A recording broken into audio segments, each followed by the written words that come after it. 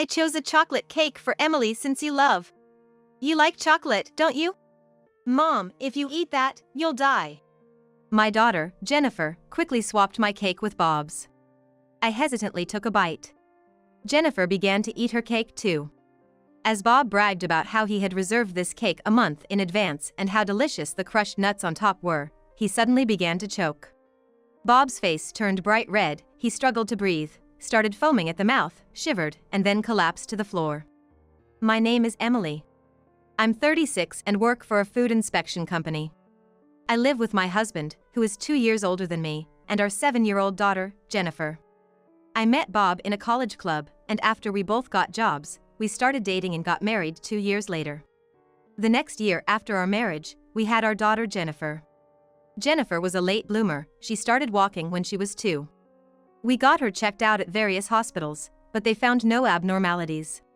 Every hospital said that it was just individual differences and suggested waiting to see how she progresses. At first, Bob was extremely worried. However, he became frustrated with Jennifer's delays in speaking and walking and began to ignore her. My mother-in-law, Diane, always disliked Jennifer, assuming she had a disability, and never held her. Only my father-in-law was affectionate to her, often telling me with a smile how unique and wonderful she was. It made me really happy. Bob had been very kind until we got married, but with Jennifer's issues, he was always grumpy at home. If something didn't go his way, he would slam the table or stomp loudly on the floor, always making a loud noise. Every time he did that, I'd get scared and shrink back. Bob's behavior stressed me out, causing hormonal imbalances, leading to menopause, and I couldn't have any more children. I remember sobbing with my head buried in the pillow. After that, Bob became even harsher towards me, constantly nitpicking at the way I cleaned, the taste of my cooking, even the way I folded laundry. Every complaint was accompanied by a loud slap on the table or a rough placement of a cup, making me constantly jumpy and apologetic. But Jennifer would just watch Bob's tantrums with a puzzled expression, never seeming to be scared or crying. Bob looked at Jennifer as if she were something strange. Jennifer didn't speak much, but she learned to read quickly and was always engrossed in books. She could focus on her reading for hours. By the time she was in preschool, she was not just reading picture books, but also encyclopedias and children's books. I believe she understood quite a bit of complex words. When Jennifer was about to start elementary school, they suggested placing her in a special education class because of her lack of speech. When I talked to Bob about this, he was furious. Are you kidding me? Why is my child in a special needs class? Bob slammed his glass onto the table. I could only flinch and shrug. You better fix this. I won't accept this kind of bad reputation, he said. Bob stormed off to the bedroom, his footsteps heavy on the floor. As I held my head in my hands, Jennifer gently patted my back with her tiny hands. Thank you. I hugged Jennifer tightly as tears streamed down my face. Jennifer, it's not your fault. The next day, Diane called. Are you really going to let my granddaughter attend that kind of class?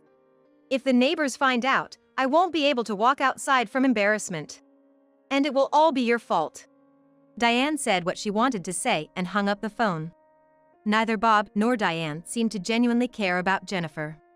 It was all about how they were perceived by others.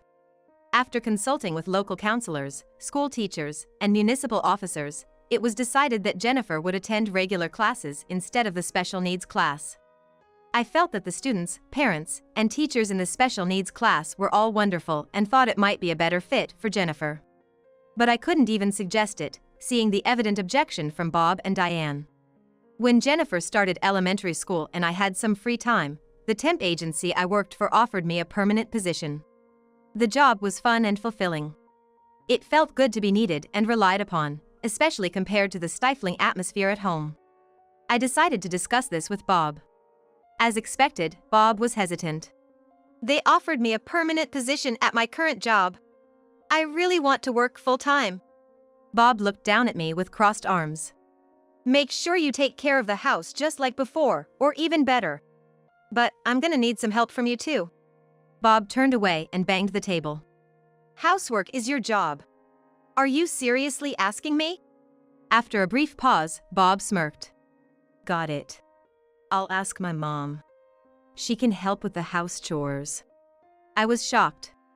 I couldn't believe Diane, with whom I always had issues, was coming to our house. Would I be able to stand it? Eventually, Bob gave Diane his spare key, and she started dropping by our place every other day. Whenever Diane was at our house, she always makes sarcastic remarks.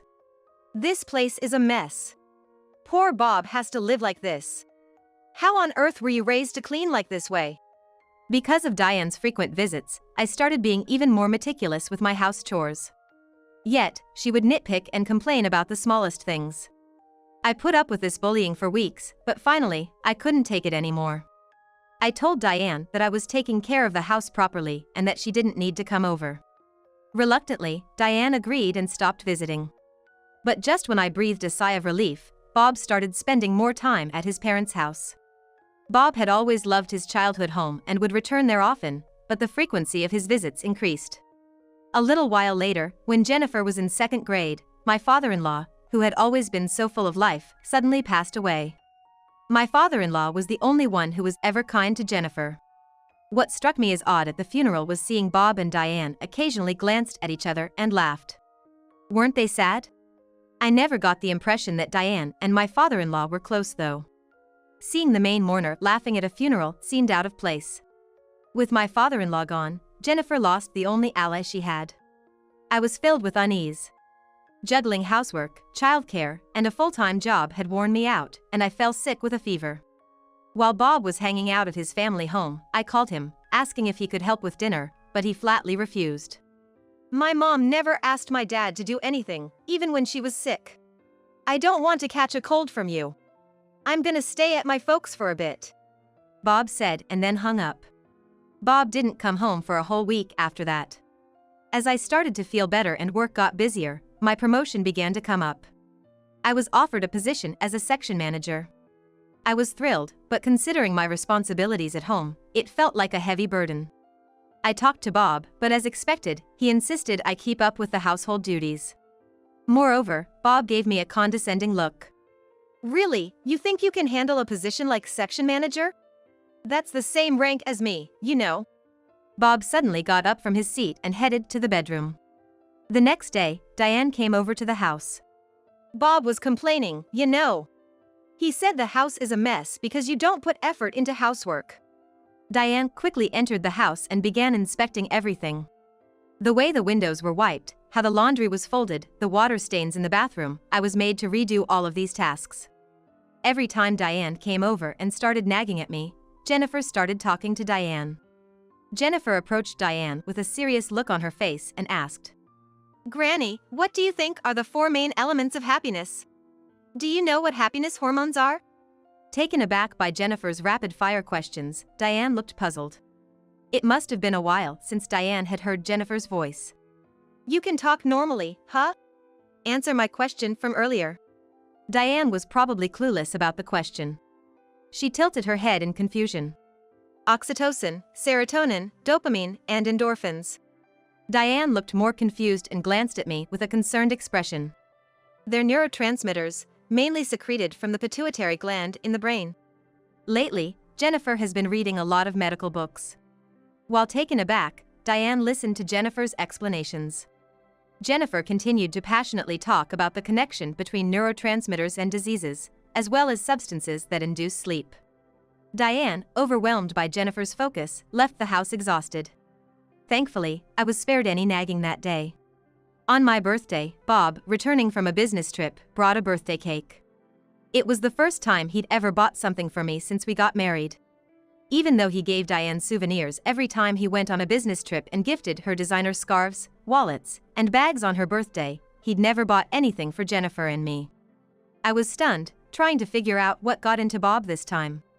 Seeing me in shock, Bob held up the cake box and said, "Thanks for everything. I love you. I'm gonna put this in the fridge. Let's eat it later." Bob's overly sweet tone gave me goosebumps. Jennifer, seemingly displeased with something, took a bottle of mineral water from the fridge, gave the cake a quick glance, and went to her room.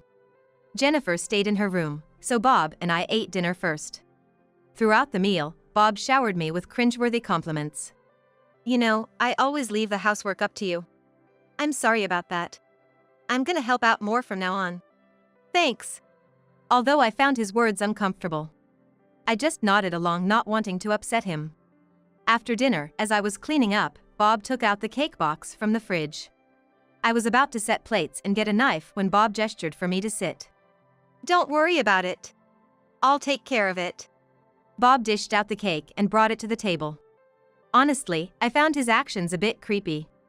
"I got chocolate cake, Emily's favorite. You like chocolate, don't you?" I couldn't stand being with him alone any longer, so I decided to fetch Jennifer. "I'll go call Jennifer. Just wait here," I said and hurried to her room. Jennifer was on my old computer, seemingly searching for something. "Mom, you shouldn't eat that cake." "Why? What do you mean?" "Just trust me right now." Jennifer looked at me with a desperation I had never seen in her before.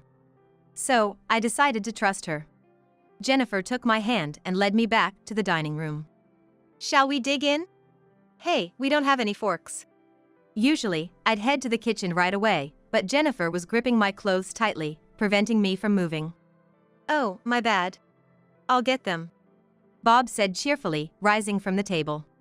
That's when Jennifer whispered urgently to me. "Mom, if you eat that, you're gonna die." Quickly, Jennifer switched mine and Bob's slices of cake. Bob, coming back with a fork, began eating the cake in front of us. "It's delicious, Emily. It's made by a famous pastry chef, you know." Hesitantly, I took a bite of the cake. Jennifer started eating hers too. As Bob proudly rambled about reserving the cake a month in advance and how the crushed nuts on top were delicious, he suddenly began to choke. Bob's face quickly turned red, his breathing grew labored, he started to foam at the mouth, and then he collapsed onto the floor. It looked like an anaphylactic shock from an allergy. Both Bob and I have buckwheat allergies, but there was no way the cake we were eating contained any. I froze in shock and confusion. Jennifer spoke to me with a calm voice.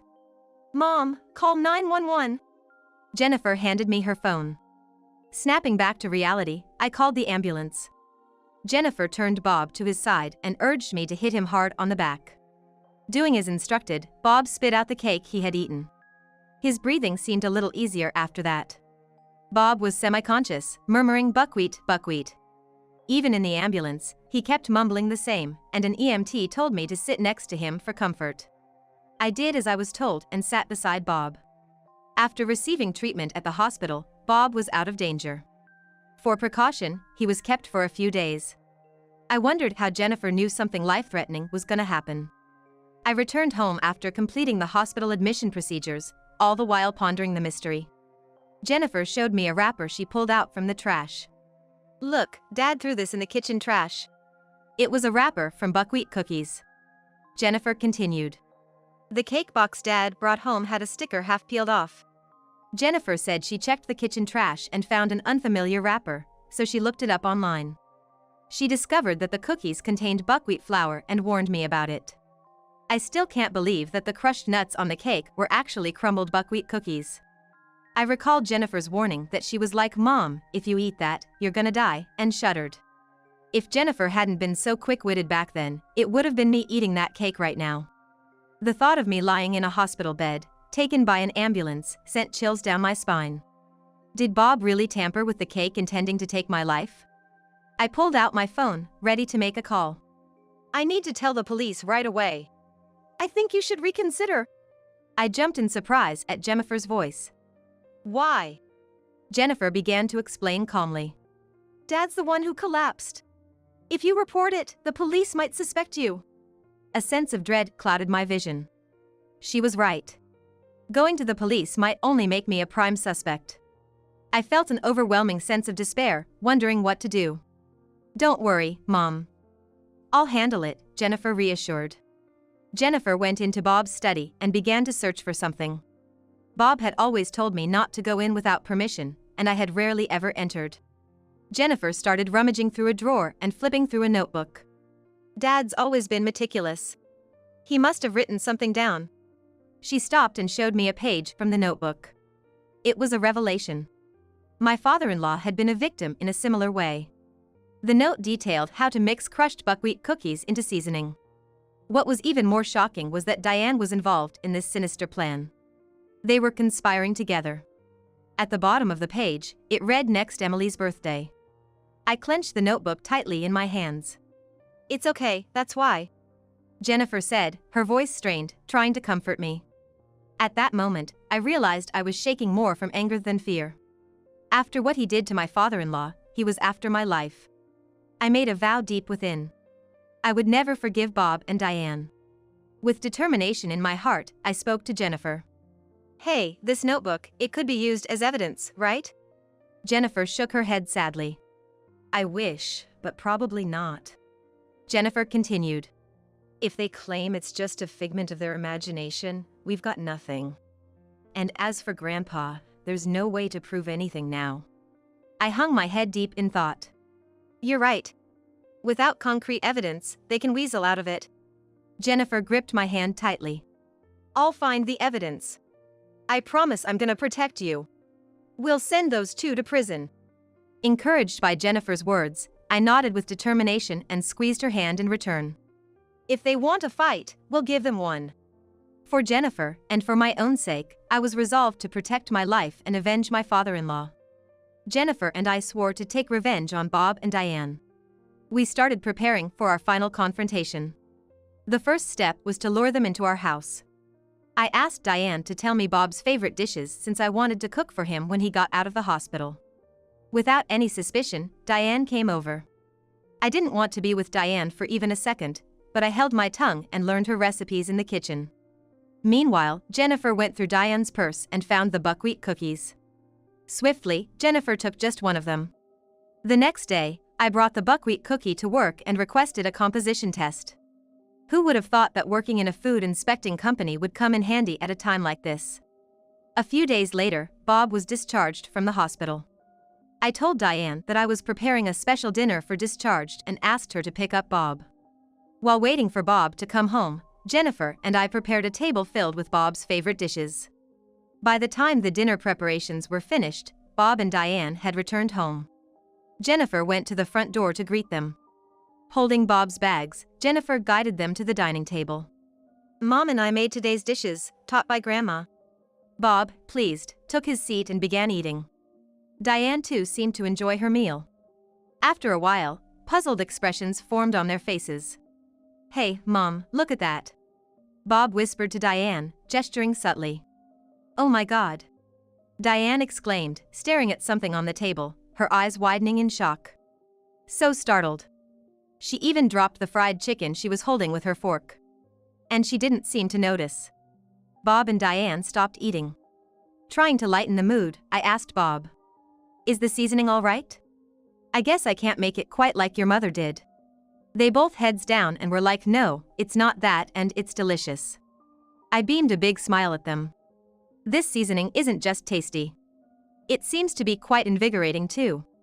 My father-in-law had told me about it a while ago, I mentioned. Bob and Diane began to shiver, as if cold. I continued to smile, unfazed. "Jennifer, sprinkle some of this seasoning on their food." As Jennifer reached for the seasoning. "Stop. Don't put that unknown stuff on it." He shook off Jennifer's hand with a fierce look. "What's got you so spooked?" "I just wanted you and your mother to live a long life," I said with a broad grin. "Just stop it, please." Diane covered her ears and screamed. "Why? You wanted me to be healthy too, didn't you? That's why you sprinkled that stuff on the cake. In the end, you ate it yourself and ended up in the hospital." I handed a set of documents to the two of them, who looked utterly shocked. I had our company's inspector check the contents. What was on the cake and the buckwheat cookies had matching ingredients. Bob and Diane exchanged glances, confronted with the evidence. "What are you talking about?" "I have no idea about any of that. The ingredients in the buckwheat cookies Diane had and the ones you threw away in our trash are from the same product. You think it's okay to just go through someone's stuff? Those cookies were a gift from a friend from their travels." Calmly, I placed a copy of Bob's notebook on the table. "Then what's this note about ordering cookies online?" The notebook detailed the manufacturer, product name, shipping date, price, and more. Bob and Diane's faces turned from red to blue. "It also says here that in small amounts it wouldn't be detected if induced to vomit." I stared intently at Diane. This is related to my father-in-law's cause of death, isn't it? Bob, looking defeated, began to speak. Dad was in our way. Maybe he didn't like that Mom and I were close. He was always butting in and being a nuisance. He constantly lectured Bob and me, saying things like our relationship isn't normal. I couldn't stand it. We mixed those buckwheat cookies into the seasoning and made him eat it. It was merely concern for an unusually close mother-son relationship that had troubled my father-in-law. Yet, Bob and Diane seemed to have taken it personally. Their justifications were incredibly selfish. I couldn't help but pity my father-in-law, who lost his life trying to foster a better family environment.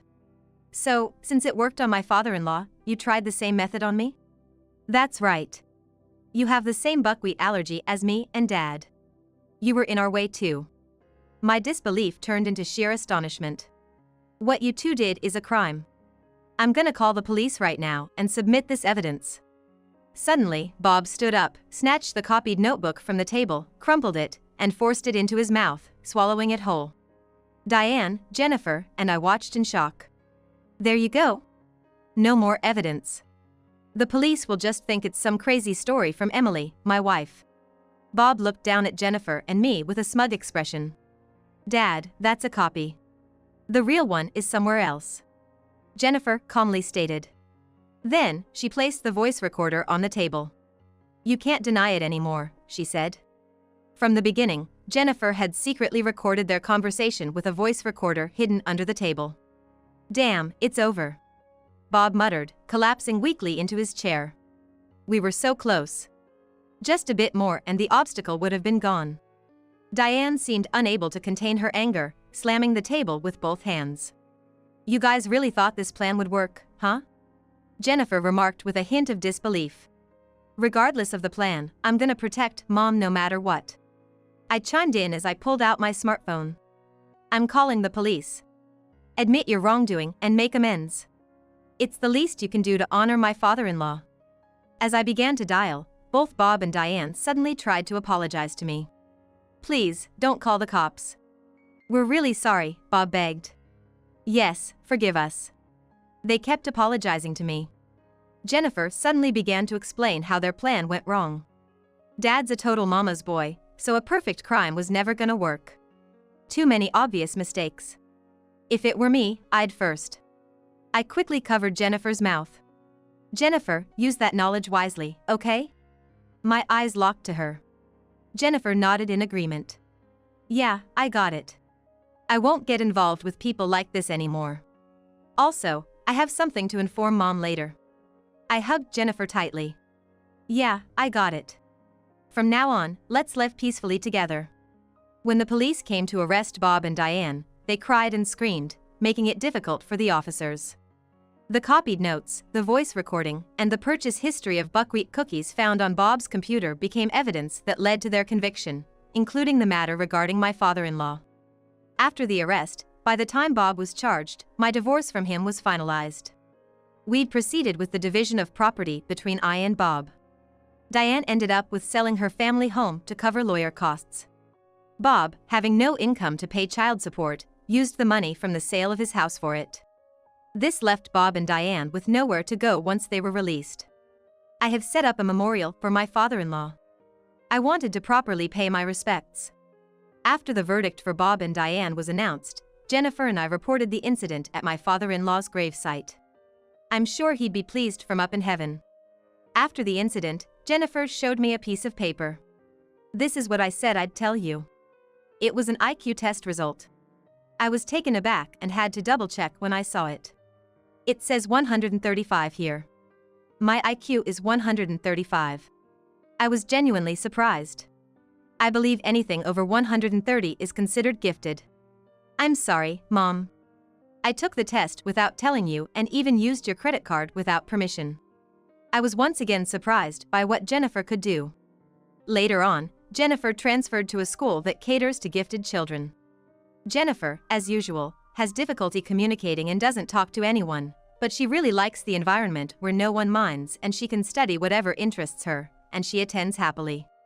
Living with just Jennifer has been joyful, my work has been fulfilling, and life has been rewarding. Perhaps it's because I've been full of life and my complexion has improved, but I've been frequently told I look younger. Ever since we began living just the two of us, Jennifer started hugging me more often. When you do this, it releases a lot of the happy hormone oxytocin, she'd say. I'm still not exactly sure where oxytocin comes from, but it surely makes me feel happy. And to my delight, my menstrual cycle returned. Maybe it's thanks to this happy hormone Jennifer mentioned. From here on out, I'm gonna live with Jennifer, keeping our smiles bright.